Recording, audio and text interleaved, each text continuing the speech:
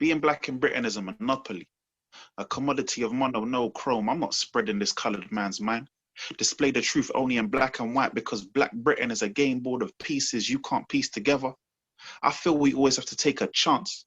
Black culture is being breathed into the community chest, but we pay the reparation toll for their free parking. There are no get out of jail free cards for the black youth for the older minds. Prison systems profiting over my skin color, trading my skin for boxes with bars. The old Kent rode their way to freedom only to be wind rushed back to reality. Automatically, we look to the heavens. Preachers and pastors praying together in segregation of religion, black churches, as if we were subconsciously told to not to enter their white chapel, but made to digest colonial books of white African Israelites. Or what, 40 days in the desert and you can even catch a suntan? Evidence shows the angel is licking tongues of devilish disguise.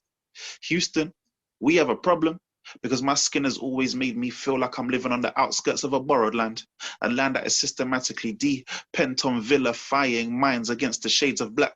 So we develop a chip on our shoulder. Societal minds will tell you to pack it in, and you decide to retreat into your bag as a safe haven of flavor, where you can spill hot chips like cold facts, yet they're quick to change the narrative and tell you to stop crying over spilt milk. Black Britain is a race of mispronounced names. Can't catch the spelling, but will try to sound it out like Pall Mall in their Whitehall tone without even asking for your identity. Rubber stamped as gangsters, thieves and job stealers, yet we never stole. Northumberland into devastation via xenophobic avenues. Check the design. Britain took a bow when they bow street names together to praise slave masters, branded statues in honor. And even if you don't know, the eyes of history will always stare at you with cold and lifeless looks while the system tries to keep you still. So who's the real statue? You see, being black in Britain isn't so Marlborough light. There's a heaviness to the skin tone, a weight that carries 400 years of pain. We talk about the handcuffs of injustice, yet we have been slowly wrapped and shackled with growing vines in these streets. Stranded in your own self-doubt and self-worth because the pipe dream of Britain spills more sewage as the truth becomes present. Not such a fleeting feeling being black in Britain. The negative aroma of your skin tone is set in stone and whitewashed with racial hate that got systematically more structured the higher up the social classes. Even before the days of pigeons in Trafalgar Square, we have always had to fight for our basic rights to live. I need to stop for a second. Let me track back a few paces, because 2020 has showed us there's a connection.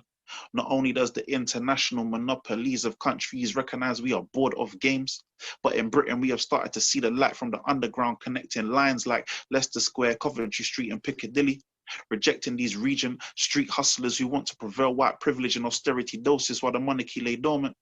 You see, it's my time to breathe. Because black excellence is making its way to places of historic white privilege, places like Oxford. Circus acts to try to limit us, but they didn't count on our resilience.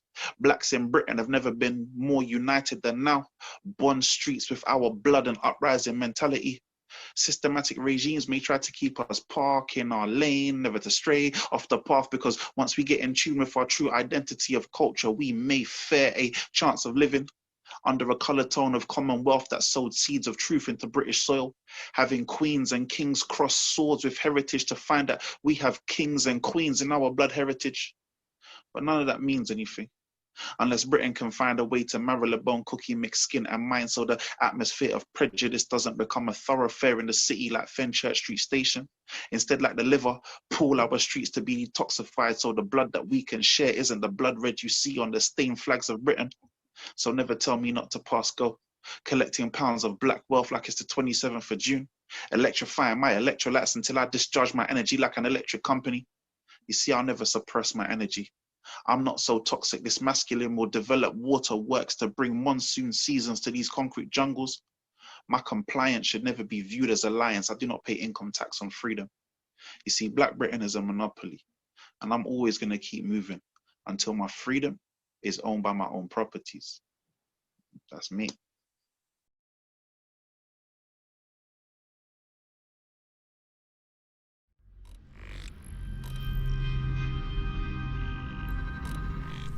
If you deny yourself of the universal truths, you end up hating your very own existence.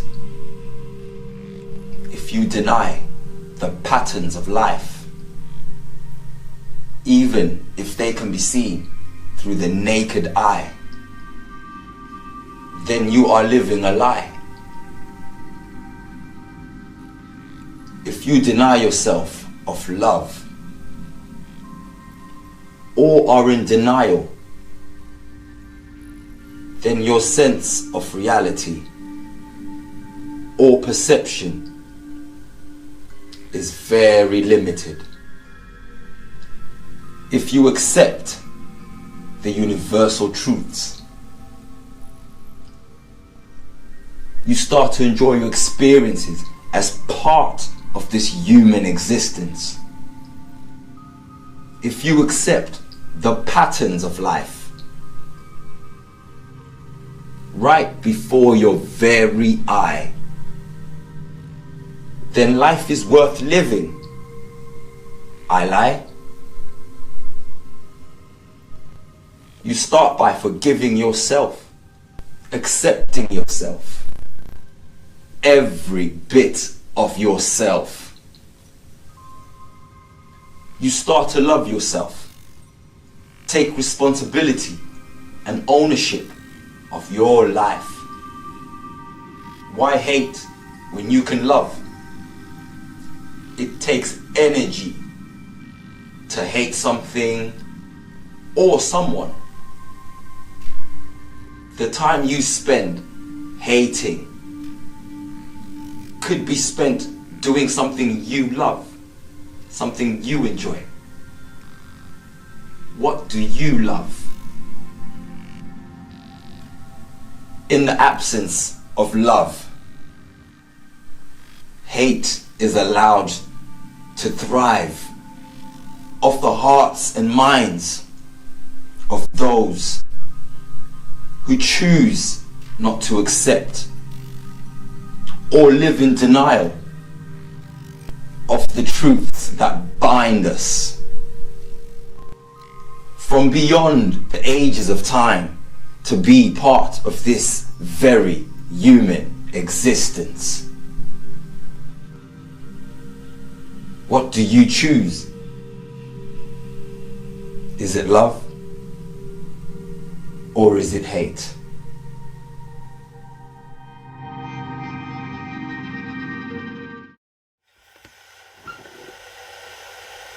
The Heights by Catrice Greer. It's been years. I think of you often. And I remember you sitting on the stoop with your boys, your cousins, doing what you knew but wanting more. One day, after arrests, adventures, girlfriends, missteps, and babies, you turned 21. The sun was shining. It was your summer, and your joy drove circles around Wilton Heights in your car. Your favorite music blasting, lyrics reverberating from every corner, fence post, doorknob, and amplified in the hollow of the only quiet nook in the horseshoe turn. Your girlfriend and babies just dropped off at your mom's, everyone waiting for you to come inside to celebrate you. A flurry of rattled off shots, 19, from a fast-swerving car, spilling the life out of your sunshine, cutting off your sunbeams, slumped over a car steering wheel. All the hope seeping in puddles. I think of you often, choking back tears, holding my breath, so I don't scream out. Why? I miss your smile, young bravado, intelligence, questions, what ifs and how comes, your joy, you, wanting more out of your life, making plans to be your best. And we talk, second chances, new plans, brother to sister, friends. You'd ask me how come I am so different. And I couldn't understand how come you couldn't see. We were the same. Just people living. I saw your heart, beautiful gem, gleaming. Miles away from weathered boards on windows, misperceptions, Spalding, Palmer, Belvedere, and street wars, just to stay alive and feel alive in a world that didn't understand your value. Stunted short by gunshots, rivalry, and misdirected youth. 3-strike rules, missed opportunities, and poverty that brutally entraps. Forced by pressures unseen but well known. Making decisions that bright little brown boys rarely grow up with dreams of making their lives less than the greatness they deserve. Wished you a happy birthday. It seems like I had just seen you yesterday. Gone. And we miss you every day. Every minute of every hour of every day. It's been years.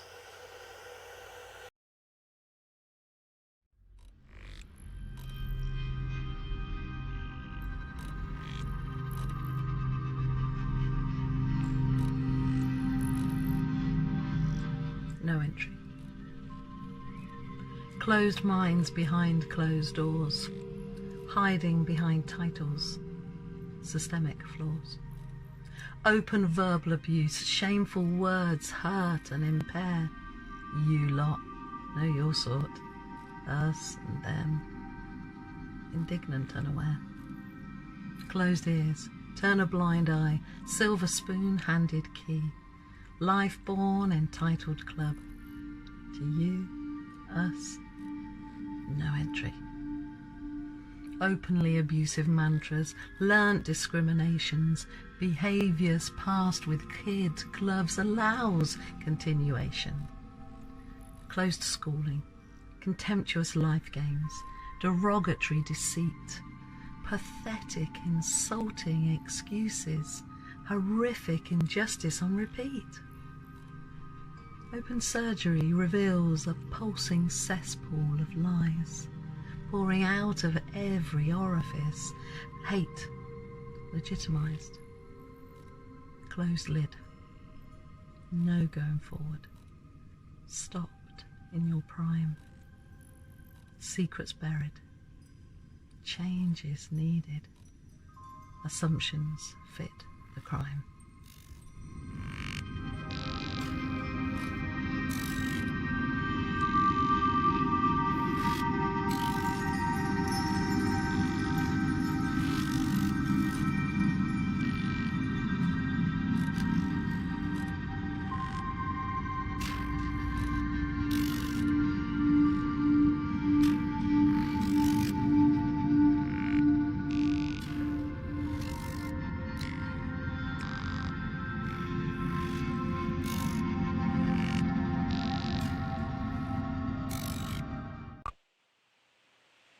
Inside looking out as breeze slowly caresses trees and sound of strange fruit. You know, the FBI destroyed the career of Lady Day while lives were destroyed and stripped from humanity. I remember Joseph Hawkins. His friends just wanted to buy a used car. Blood in the streets! Martyrs met by vile racists spewing their disease spittle. Memories of a summer laced in New York City's combustion. These days a neon throat and it just doesn't end. Sometimes I feel my soul ripped into pieces and there's nothing for me to do but scream no more. I don't understand us versus them. Final Solution throws bodies in a ditch as a town in Poland tells those swastikas, we never had any Jews. Every time the news and I keep wanting to scream, but I'm just another white male asshole who wishes he could will the world to change. Let's raise our voices, but in a quiet moment, be arm in arm as friends and listen to Billie Holiday's 30 swing until the sunrise burns away our anger and our minds and our tears and our rage, and then, in that moment, it'll just be us, and her voice will soar. southern trees bear a strange fruit, blood on the leaves and blood at the root. This is the next poem in my Poems of Perspective. This one's about racism, and it's called Why. There are no places left for racists, so let's hope for a cure, and it's dangerous to give credence to an evil so pure, with an ideology that's forged from a hate resolute, as zealots teach bigotry to a new Hitler youth. No explanation for racism will ever be attained as hatred retrains its aim and fires again. Spew out vitriol with alarming precision, trying to justify poor life decisions, but there can be no ranking of our colour, race or creed, because not one of us is superior. When we're cut, we all bleed, and I'm not about to shout about bought rhetoric. No, I thought better of it. And then I read a poem that listed who they came for and when. Was I on that list? Yes. So lest we forget to respect those that death has touched already, and try to learn so many things about each other, not smother opinions and thought. Look, love can't be self-taught because it's extended through friendship, irrespective of colour, creed, religion or race, and it's a disgrace to breed hate or cause false division or force more suspicions into our psyche. Look, it's highly unlikely, but I might be wrong. But don't we all belong? See, I want to stare a true racist in the eye and ask him why. Why do you want to fight all the time? Why? Why confine an unkind mind inside an undefined child? I want to ask the real reasons and not made-up excuses for morals as loose as their fundamental core beliefs and their concrete hearts. And I want to ask why? Why can't you smile for a change? Engage your brain and not your fist. We are the same when the mist clears. You can see that you can be you and I can be me, where the truth can be good news and we can all walk free. Where you could talk to me about the hypocrisy of racist division. We could make this decision right now. Make it infinite somehow. We're not born of a country. We're born to this earth without shirts, just skin of many shades. We're all made the same. We're born free from blame, but we're heading in the same way, from birth to death. So use mirth instead of racist hate. Let's find a way to communicate. This verse hurts to write. We should be sick and tired of spite. Why fight about who we like and call friend? Bring intolerance to an end and follow a new trend where prejudiced bellends can defend their ire no more, where their masks fall to the floor for the last time. It's time to be kind. Let's try and redefine the fine lines between love and hate and negate false fears. Let's go for a beer or two. Let me show you that our combined force is a strength for all. Let's separate what parts us, celebrate a cathartic process, start to possess feelings where there was none, believing we are one and the same. We've just got different names. See, it could be possible if we were all responsible for each other and not just ourselves. We're all born from a mother and we're not products of hell. So this rhyme is hard to end. And have lessons been learnt? Let's try to be friends and not vessels of hurt. Have I made myself clear? And are my words all well said? I could never be a racist. I'd rather be dead. Cheers, guys. 22nd of April 1993, before the days of double jeopardy, a young innocent man brutally killed, blood spilled, unskilled, police drilled, justice unfulfilled, change instilled, slowly, too slowly. Not like the stabbing, quick, quick, quick, and for what reason? This country is racially sick. A budding architect murdered because he was black. He didn't architect the attack. Unprovoked that took a public inquiry. The last straw was with Jack to unpack that Detective Superintendent Whedon didn't know the law. An institution there to protect corrupt to the core. Why does it take so much to do more? Stephen's mother wants him to be remembered as a young man who had a future, and his legacy will mean he does. But infected cuts need cleaning before suture. We need to debride and sterilize the fuzz. So let's jump over this concealing law fence that's shielding the abusers of law. Hence, it's so hard to trust this so-called law sense, making relations between public and law tense. Say his name twice. Lawrence. Lawrence. Once to remember the man, and once not to forget the abhorrence. R.I.P. Stephen Lawrence, and big love and thanks to your family for all they have done and all they continue to do.